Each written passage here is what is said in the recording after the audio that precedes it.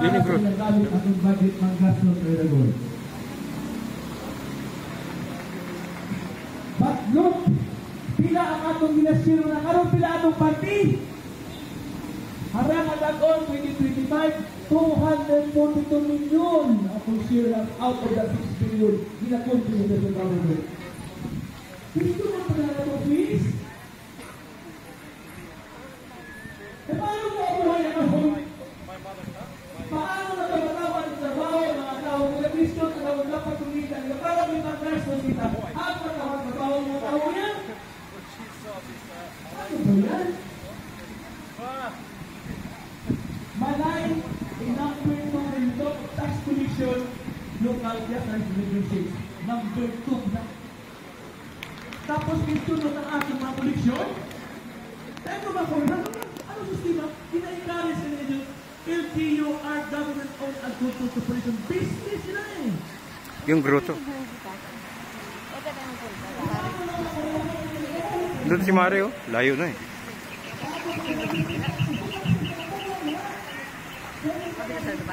Hindi, dito.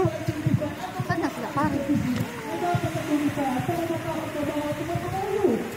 We want to have inclusivity. Inclusive ba na no, the problem of the only the few na kinabang Islam. Dapat kita kayan. Diba number ko?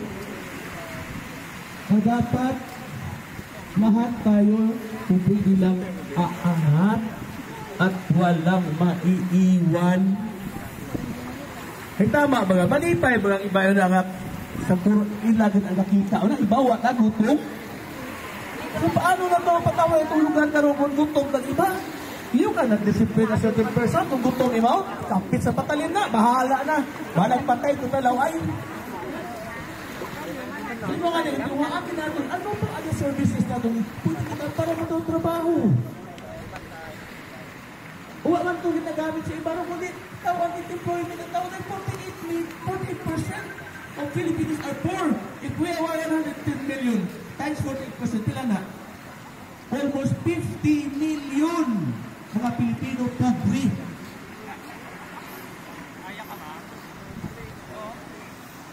Gusto kita masunod mo karon?